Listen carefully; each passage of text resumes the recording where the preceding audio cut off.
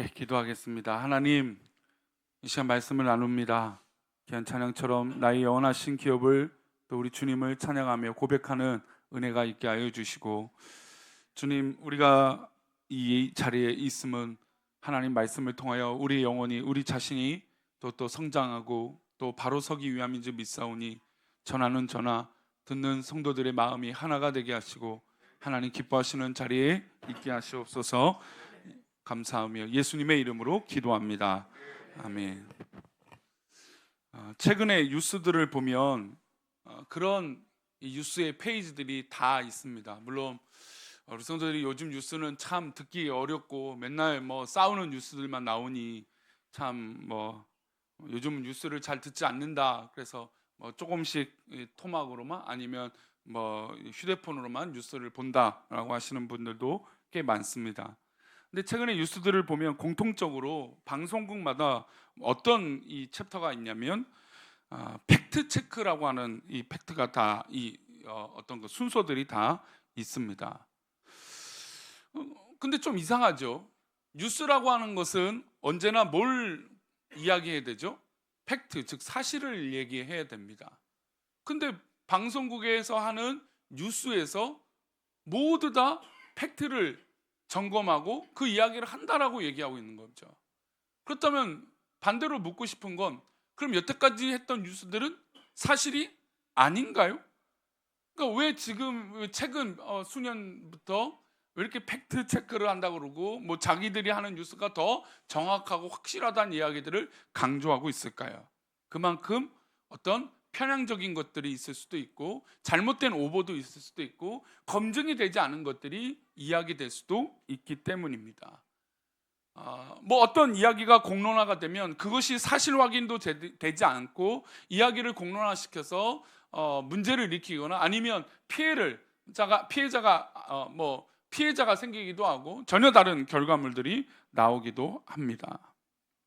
그러면서 생각이 드는데, 오늘 요즘은 워낙 이 개인 방송들이 인기가 많고 많은 사람들이 개인 방송을 통해서 어떤 이야기들을 나누는데, 이런 부분들도 사실은 잘못된 것들이 굉장히 많고 오보나 어떤 잘못된 관점으로 그 문제들을 들여다봐서 전혀 받아들일 수 없는 이야기들도 나옵니다. 그러니까 심지어 방송국도 그러는데 개인 방송이야 더더욱 그럴 수밖에 없겠죠.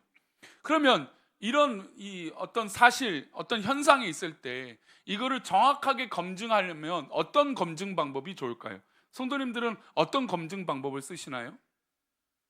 대체로 이런 사실을 검증하고 정확하게 좀 들여다보기 위해서는 세상에서는 크로스 체크라는 것을 얘기합니다. 그러니까 그러니까 내가 바라보는 방향에서 점검을 해보고 또 반대쪽에서 바라보는 시각으로 그것들을 체크해 본다는 거죠. 그래야 조금 더 객관적이고 조금 더 사실에 가깝고 조금 더 공정한 이야기를 할 수 있다는 것이죠. 그래서 내 이야기만 맞는 것이 아니라 모두가 납득할 수 있는 것이 될 수 있도록 하는 것이 바로 이 크로스 체크라는 것이죠. 신앙의 삶도 마찬가지입니다. 우리가 신앙생활을 하고 삶을 살아가는데 내 자신을 점검하지 않고 그냥 내가 이 자리에 앉아있다는 것은 과연 내가 드려지는 이 신앙의 고백과 말씀을 고백하는 것과 또 찬양하는 것과 또 이해하는 모든 것들에 내가 왜 하고 있는지에 대한 이유와 어떤 그 대답이 없다면 우리가 드려지는 예배가 하나님 기뻐하시는 예배가 과연 될 수 있을까라고 하는 질문에 우리는 자유할 수 없다라는 것이죠. 우리가 드려지는 예배에 어떤 약간의 목사님, 제 설교가 언제나 늘 100점이고 100% 맞는 말이겠습니까? 저도 때로는 편향적일 수도 있고 때로는 제가 제 이 짧은 식견으로 성도들을 오해하는 이야기들을 할 수도 있는 거죠. 성경을 물론 애써서 제대로 해석하려고 하지만 그러나 제가 요즘 관심 갖는 부분으로 성경을 끼워 맞출 때도 분명히 있을 거라는 겁니다.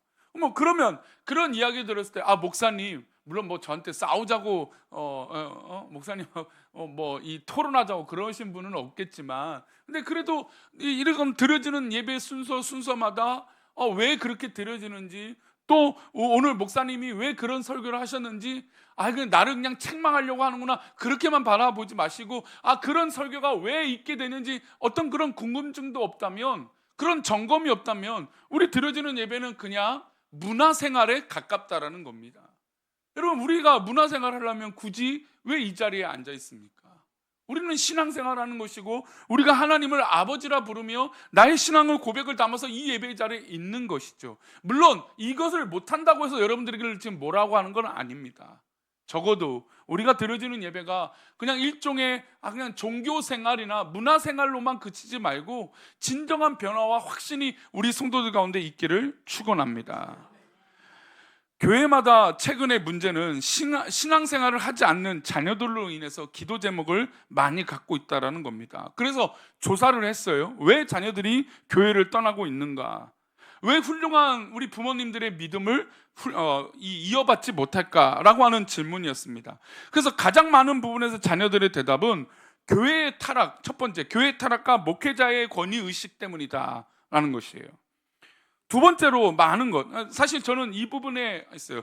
첫 번째는 답이 없습니다. 왜 답이 없냐면 세상은 악하고 목회자도 악합니다.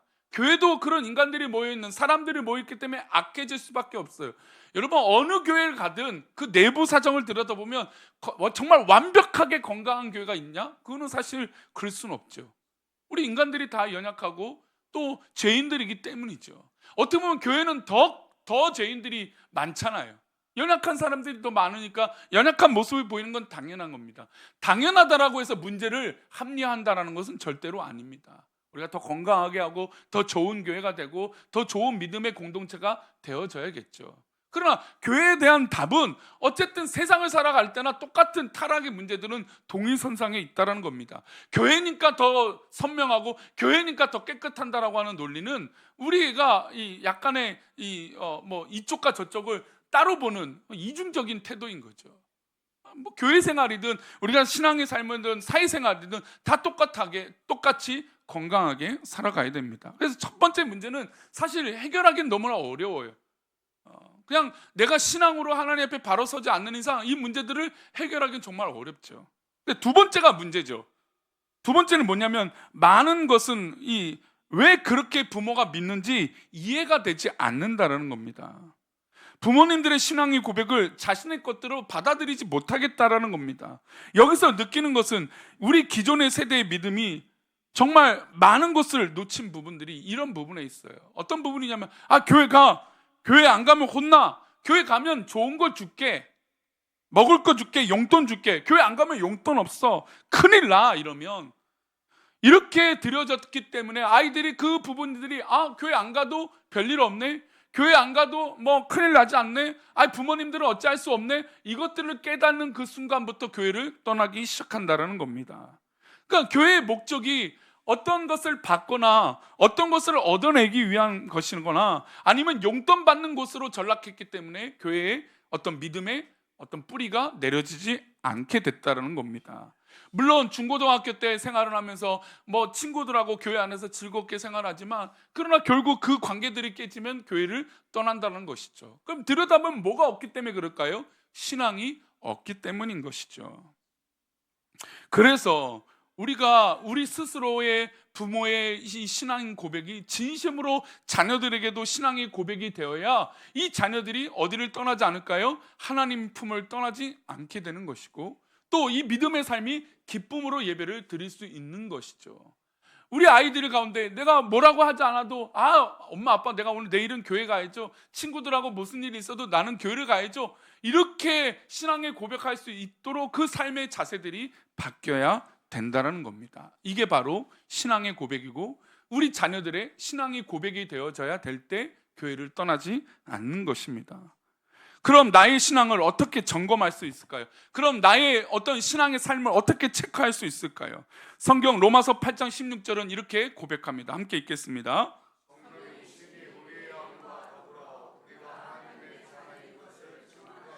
성령님께서 친히 우리의 영과 더불어서 우리가 하나님의 자녀인 것을 증언해 주신다는 겁니다. 그러면 우리 안에 무엇이 있어야 된다는 걸까요? 바로 성령님이 계셔야 된다는 겁니다.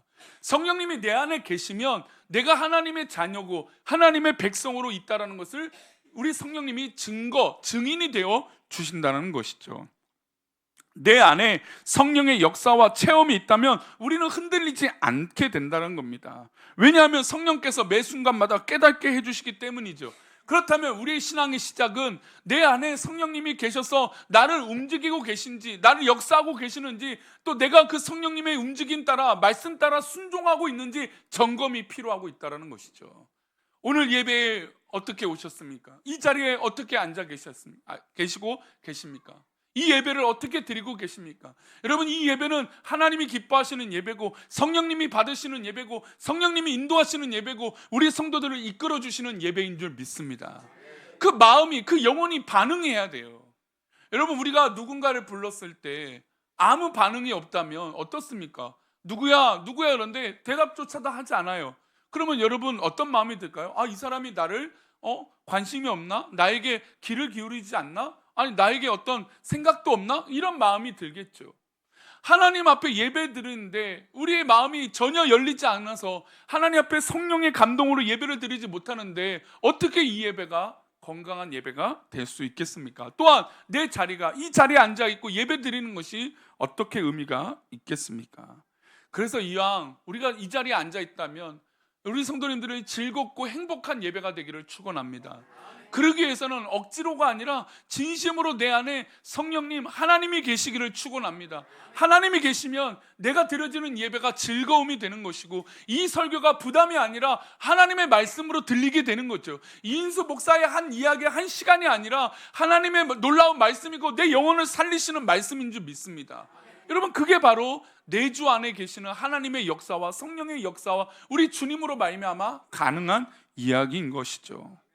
이 성령께서 우리가 고백하게 하시는 것이 있다라고 말하고 있어요. 그러니까 성령이 내 주에 계시면 증거가 되는 게 있어요. 어떤 증거냐? 우리 고린도전서 12장 3절입니다. 함께 읽겠습니다. 그러므로 내가 너에게 알리노니 하나님의 영으로 말하는 자는 누구든지 예수를 저주할 자라 하지 아니하고 또 성령으로 아니하고는 누구든지 예수를 주시라 할 수 없느니라. 이야기는 내 안에 성령이 계시면 내가 우리 성령님, 하나님 믿음을, 교회를 저주하려고 해도 저주할 수 없다라는 거예요. 반대로 내가 그냥 좋은 말을 하더라도 성령이 없으면 교회를, 또 주님을 좋은 말로 칭찬할 수 없다라는 겁니다. 그러니까 내가 교회를 기뻐하고 내 안에 신앙의 고백을 하고 하나님을 아버지라 부를 수 있는 이 고백은 성령님이 계실 때만 가능하다라는 겁니다. 그래서 우리가 기도할 때 하나님 아버지라고 기도하는 이 시작은 굉장히 많은 것들이 포함되어 있는 거예요. 성령이 내주하시고 성령님이 내 입술로 고백되지 않으면 이것을 고백하지 못하게 돼요. 최근에 오후 예배에 우리 남자 성도들이 기도를 하고 있어요. 근데 평소에 어떤 기대하는 것보다 더 큰 감동이 있어요. 왜냐하면 저렇게 하나님을 아버지라고 고백하고 있구나, 저렇게 신앙의 삶을 살려고 노력하고 있구나 라는 것을 그 기도의 고백으로 느껴요. 놀랍죠. 여러분, 그것을 억지로 한다고 해서 가능한 이야기가 아닙니다. 우리 안에 이 성령의 역사가 있기 때문에 가능한 것이죠. 하나님의 영으로 말하는 자는 예수를 저주할 수 없고 성령이 아니고서는 예수님을 주님이시라고 고백하는 것이 불가능하다라는 겁니다. 즉, 불신자에게 예수님을 주님이시라고 말해보세요라고 억지로 해도 될 수 없는 것입니다. 우리가 만약에 사랑하는 사람이 있다고 해봅시다. 우리 성도님들 연애를 해보셨습니까? 연애할 때 애칭이 있으셨습니까? 어떤 애칭이 있으셨습니까? 이름만 부르셨어요? 아마 다 그래도 젊은 시절에 연애하실 때 자기야 정도는 해보시지 않았어요? 안 해보셨습니까? 전혀 기억조차도 안 나세요? 그런 게 있어요. 근데 만약에 우리가 전혀 모르는, 생판 모르는 사람한테 자기야, 사랑해, 이런 말을 할 수는 없잖아요. 우리의 마음에 뭔가 확신이 있고 내 사랑하는 감정을 담아서 그 사랑하는 사람에게 그런 애칭을 부어줄 수 있는 거예요. 부를 수 있는 거죠. 근데 전혀 다른 사람에게, 전혀 그런 관계가 아닌 사람한테 그런 말을 한다면 그거는 이상한 사람이죠. 하나님 앞에 믿음의 삶을 사는 사람이 하나님을 아버지라고 부르고 예수님을 나의 주인이시다, 주님이라고 고백할 수 있는 건 내 안에 성령님이 계시기 때문에 가능하다라는 거예요. 그러니 우리의 신앙의 고백이 또 우리 후손들에게 물려줄 이 신앙의 고백은 예수님을 나의 구주라고 영접한 그 신앙의 고백을 우리 자녀들에게 가르쳐 줘야 되는 것이죠. 저는 이 예배를 드리는 모든 성도들에게 예수님을 나의 구주로 고백하는 예배가 되어지시기를 축원합니다. 그래서 그 예배가 남들을 의식하는 게 아니에요. 우리가 드려지는 예배가 옆 사람이 볼까봐, 앞 사람이 볼까봐, 누가 평가봐, 그런 이 관심으로 예배를 드리는 게 아니죠. 우리의 예배는 오직 하나님이 나를 보시고 나를 사랑하시고 나를 죽기까지 사랑하신 그 하나님을 만나는 것이죠. 그리고 내 마음에 내 숨겨져 있는 것들도 다 알고 계시기 때문에 내 솔직한 마음을 얘기하는 거예요. 나 어렵다고, 나 힘들다고, 나 괴롭다고, 나 지금 어떤 상황인지 하나님 아시지 않냐고 고백할 수 있는 것이죠. 그것이 옆 사람에게, 아니 또 누구에게 알려줘도 아무 문제되지 않아요. 그럼 부끄러운 문제가 아니죠. 우리 주님은 다 알고 계시기 때문이고, 주님은 누구보다도 우리 성도들을 사랑하고 계신다라는 겁니다. 그러니 이런 확증이 있고 사실 확인이 되면 나의 신앙의 삶은 그냥 뭐 억지로 하는 게 아니라 기쁨으로 할 수밖에 없는 것이죠. 예전에 사역할 때 제자 반원하다가 한 분이 이런 고백을 했어요. 아, 목사님, 이제 그때 제가 강도사 때였는데, 강도사님, 제가 뭐 성경 공부를 하고 교회도 참 좋은데, 제가 이제 다음 달까지만 교회를 나오고 이제 성경 공부도 모두 다 중단을 해야겠습니다. 그러는 거예요. 대뜸 없이. 그래서 왜 그러시냐고. 거기는 이제 가정 단위로, 집안 단위로 교회를 참 많이 나오는 교회이긴 했는데, 제가 결혼할 때 시집, 죄송해요. 이게 참 시어머니들이 다 많은데 꼭 문제가 있으면 이 시집살이와 시어머니가 이 대명사가 되니까 우리 어머니들이 다 이렇게 일부러 나쁘게 하는 분은 없잖아요, 그죠? 대화가 잘 안 될 뿐이죠. 이해하고 들으세요. 근데 이 며느리가 교회를 같이 다니는데 교회 갔다 오면 이 시어머니랑 늘 부딪히고 또 모진 말을 들은 게 너무 힘들다라는 거예요. 교회를 갈 때는 너무나 그렇게 천사 같은 시어머니가 교회에 갔다 오시기만 하면 그냥 그 모진 말로 인해서 상처를 너무 많이 받아서 예배를 옆에서 드리고 함께 드리는 게 너무 힘들다고. 나는 하나님을 사랑하지만 나는 이제 도저히 교회를 나오고 싶지 않다고. 그래서 도저히 고민하다가 교회를 못 나가겠노라고. 일리가 있어요. 불편하고 힘드니까. 그것이 관계 개선이 잘 안 될 거니까. 그럼 제가 뭐라고 했을까요? 다른 교회 찾아보시라고 했을까요? 아니에요. 오늘 말씀을 알려드렸어요. 물론 그분에겐 그것이 정답이었어요. 뭐였냐면 자꾸 예배를 드릴 때마다 그 시어머니보다 어떤 말에 자꾸 도전이 되었냐면 어머니를 사랑해라, 어머니를 사랑해라는 말이에요. 어떤 설교를 들어도 자꾸 어머니를 사랑하라는 거예요. 아니 그가 설교를 들을 때마다, 예배를 들을 때마다 원통이 터지는 거예요. 아니 내가 사랑을 받아야 되는데 왜 사랑을 해야 됩니까? 난 억울하고 속상하고 그 모진 말로 인해서 상처를 받았는데 왜 내가 사랑해야 됩니까? 하나님, 난 이 예배를 드릴 수 없습니다. 그리고 교회를 옮기겠다고 결심했다는 거죠. 그래서 제가 이 고린도전서 12장 3절의 말씀을 소개했어요. 내 안에 들려지는 그 음성과 그 도전은 그냥 있는 것이 아니다. 나에게 도전이 되고 내가 만약에 목사님이 그런 설교가 아닌데도 그렇게 들린다라는 건 지금 성령님께서 당신에게 하고 계시는 말씀이다. 그러니 성령님께서 하시는 말씀에 순응해 보면 그 삶의 변화가 어떻게 일어나는지 알 수 있게 될 것이다. 여러분, 우리 가운데 들려지는 음성과 소리가 있다라는 것이죠. 그 음성에 도전을 받거든 반응해 보시라는 겁니다. 왜요? 그것은 우연이 아니고 그것이 억지로 되어지는 것이 아니에요. 어떤 분들은 갑자기 예배하다가 막 눈물이 나는 분들이 있어요. 그래요. 여러분, 그건 우연이 아니에요. 하나님께서 우리 성도들의 마음을 만지고 계시는 것이죠. 성령께서 우리 성도들의 마음을 붙잡고 계시는 거예요. 또 가정에서나 어디 있어나 어떤 마음에 도전이 있어요. 그렇게 해야 될 것 같아요. 여러분, 그렇게 해 보십시오. 왜냐하면 그렇게 할 때 성령께서 우리 성도들의 팔과 다리를 붙잡아 주실 것이기 때문이에요. 그러니 어렵고 힘들다고 해서 포기하는 것이 아니라 성령께서 나에게 하라고 하시는 그 말씀과 도전을 행동으로 옮길 때 하나님께서 놀라운 은혜로 그것을 책임져 주실 것입니다. 왜요? 이것은 억지로 인위적으로 하는 것이 아니기 때문입니다. 그래서 우리가 스스로 누구 안에 있는지 우리는 결심하고 점검해야 됩니다. 요한일서 4장 15절은 이렇게 말합니다. 함께 읽겠습니다. 누구든지 예수를 하나님의 아들이라 시인하며 하나님이 그의 안에 거하시고 그도 하나님 안에 거하느니라. 누구든지 예수님을 하나님의 아들입니다라고 고백하면 누가 우리 안에 계시는 거예요? 하나님이 우리 안에 계시는 것입니다. 그러니 우리가 기도하고 있는 하나님 아버지라고 선언할 때부터 성령님은 우리 가운데 이미 역사하고 계신다라고 하는 증거예요. 어떤 분들은 가끔 아이고 저는 기도도 잘 못하고요, 어떻게 뭐 신앙생활을 잘할지 모르겠어요. 여러분, 그것은 차츰 배우시면 돼요. 그 방법적인 거 중요한 게 아니라 지금 내 입술에서 하나님을 아버지라 고백하고 예수님을 나의 구주로 하나님의 아들로 고백하고 성령님이 내주하심을 고백하는 그것이 중요하고 소중한 것이죠. 여러분, 그것이 될 때 우리의 봉사가 증명이 되는 것이고, 그것이 될 때 내가 교사를 할 때 증명이 되는 것이고, 내가 그것을 할 때 이렇게 점검이 되어질 때 내가 하는 모든 봉사에 하나님의 주시는 기쁨이 있다라는 겁니다. 우리가 하나님을 하나님의 아들이라고 고백하는 것은 우연이 아니고 그냥 하는 것이 아닙니다.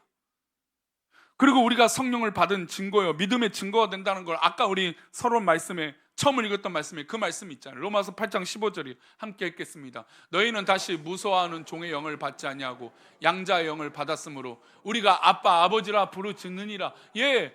너희는 다시 무서워하는 종의 영을 받지 아니하고 양자의 영, 하나님의 아들이 되는 영, 성령의 영을 받았으므로 우리가 뭐라고 고백한다고요? 하나님을 아바 아버지라 부른다는 거예요. 아까 말씀드린 대로 애칭이라고 하는 것이, 우리 아버지를 뭐 어떤 분은 아버님, 아버지라고 부르는 분도 있고 어떤 분은 아빠라고 부르신 분이 있어요. 여러분, 그런 호칭이 물론 가정마다 다르지만 아버지라고 하는 사랑하는 마음이 담겨 있는 거 아닙니까? 근데 전혀 다른 분에게 아버지라고 말할 수 있는 것이 아니죠. 알 수 없는 분에게 아버지라고 말할 수 없습니다. 아버지라고 말할 수 있는 것 자체가 증거이고 증인이 된다라는 겁니다. 그렇다면 이거는 누구보다도 확실한 증거가 됩니다. 내 안에 확실한 증거가 있어야 이 신앙의 예배가, 이 드려지는 예배가 확신에 찬 예배가 되고 은혜에 간구하는 예배가 되고 하나님 주신 은혜를 받아들일 준비가 되어지는 예배가 되어지는 것이죠. 성도님들, 하나님을 아버지라 부르는 기쁨을 놓치지 않기를 축원합니다.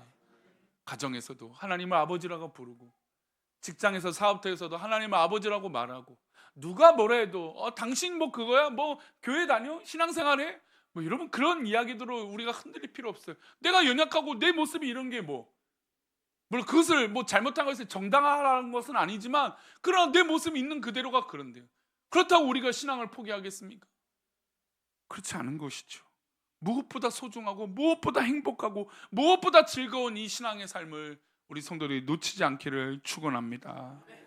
야고보서 2장 19절 보면 여러분, 누구도 이 하나님에 대해서 안다라고 얘기를 하고 있어요. 야고보서 2장 19절인데요, 함께 읽겠습니다. 내가 하나님은 한 분이신 줄을 믿느냐? 잘 아는도다. 귀신들도 믿고 떠나느니라. 여러분, 하나님이 한 분이시고 하나님이 아버지라는 걸 귀신도 알고 있어요.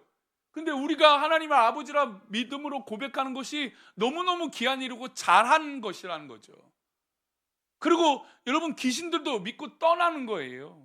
여러분, 우리 안에 이 믿음의 확신과 하나님을 아버지라 부르는 확신 가운데 내 삶의 증거가 되고, 여러분 흔들리지 않을 때 여러분 누군가 물을 거 아니에요. 당신 교회 다니는 게 왜 교회 다니? 뭐가 증거야? 뭐가 당신에게 뭐가 보여져? 라고 우리에게 묻는다면, 나는 내 행동은 뭐 그렇고 그렇지만 그래도 내가 하나님을 아버지라 부르는 확실한 믿음이 있습니다라고 말할 수는 있어야 되는 거 아닙니까? 물론 우리는 그래도 그들보다 분명히 훌륭하게 잘 살고 있을 거예요. 왜냐하면 교회를 다니고 신앙생활을 하는 것 자체가 이미 내 양심이 하나님 주신 은혜로 조금씩 씻겨지고 있기 때문이죠. 그래서 하나님을 알지 못한 자들을 화인 맞은 자, 양심의 화인 맞은 자라고 얘기하지 않습니까? 우리는 적어도 신앙생활을 하고 교회에 나왔기 때문에 우리의 양심은 조금 더 그래도 깨끗해지려고 해요. 물론 결과는 두 번째 문제이죠. 우리가 하나님을 한 분인 걸로 알고 고백하는 것 자체가 잘하는 것이고 복된 것이라고 말씀하고 있습니다. 저도 우리 성도님들이 삶의 현장에서 하나님의 은혜를 고백할 때 정말 감동이 돼요. 그래서 어느 날 우리 성도님들이 와서 내가 이번 주 사는데 목사님 이런 은혜가 있었습니다. 그런 얘기만 들으면 얼마나 감동적인지 몰라요. 그렇구나. 우리 성도들은 삶의 현장에서 하나님을 만나고 있구나. 하나님을 아버지라 부르고 있구나. 여러분, 이거보다 교회에 더 기쁜 일이 없다라는 거예요. 우리 교회 가치는 우리 온 성도들이 하나님을 아버지라 부르는 그 가치로 채워지는 것이 진짜 좋은 교회가 되는 것이죠. 어떤 사람의 자랑도, 어떤 사람의 잘남도, 어떤 것이 채워지고 가지고 있다는 것도 자랑이 되는 교회가 아니라 하나님께서 채워주시고 하나님께서 부어주시는 그 은혜가 가득한 교회가 되기를 소망합니다. 여러분, 그게 우리가 행복한 믿음의 삶이 아니고 그게 진짜 우리 믿음의 삶 아니겠습니까? 그래서 우리의 삶 가운데 이런 고백이, 이런 예수님을 아는 만나는 거예요. 우리 이사야 9장 6절인데요, 함께 읽겠습니다. 이는 한 아기가 우리에게 낳고 한 아들을 우리에게 주신 바 되었는데 그의 어깨는 정사를 메었고 그의 이름은 기묘자라, 모사라, 전능하신 하나님이라, 영전하시는 아버지라, 평강의 왕이라 할 것임이라. 이사야서에 나와 있는 우리 주님이 탄생하시고 우리 주님이 우리에게 어떤 분인지 소개하고 있는 말씀입니다. 우리 주님은 전능하신 분이고 기모자고 모사가 되시고 모든 것을 알고 계시는 분이에요.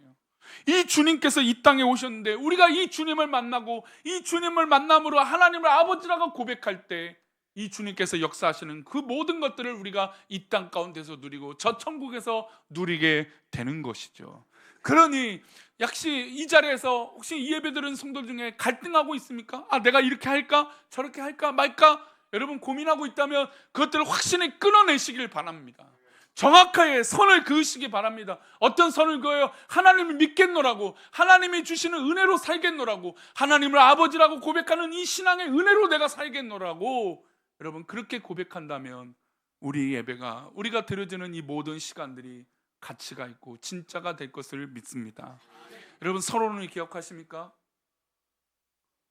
여러분 사실 확인을 한다고 그랬어요.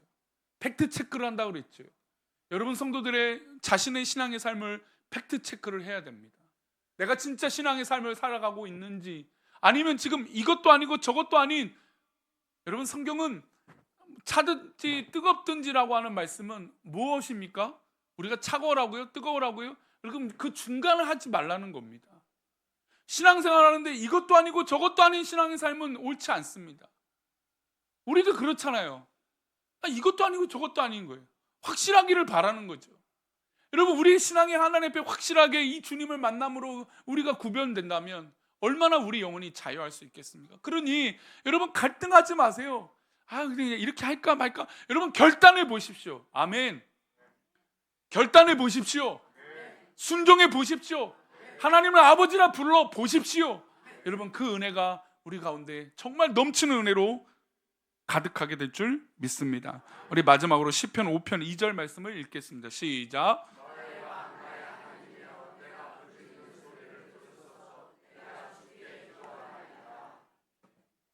시편의 주된 저자가 우리가 알다시피 다윗입니다.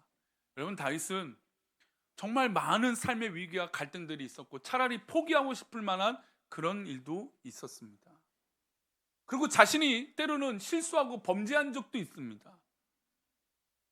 하나님께서 심판하실 때도 있었습니다.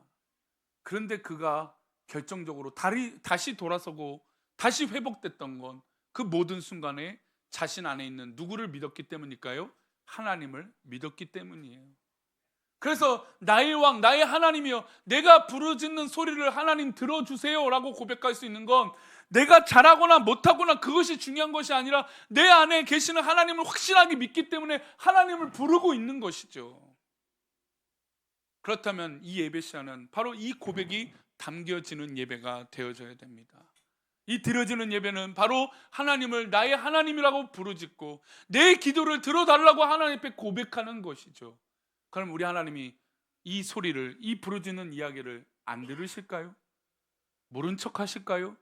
듣지 않으실까요? 아니시겠죠. 우리 하나님께서 우리 성도들의 기도를 다 들어주실 것을 믿습니다. 이 행복한 기도의 삶, 이 행복한 신앙의 삶을 다 누리시는 저와 여러분 되시기를 축원합니다. 우리 모두 일어나셔서 우리 아버지, 우리 이것을 우리 한번 찬양의 가사를 생각하며 믿음으로 담아서 고백해 봅시다.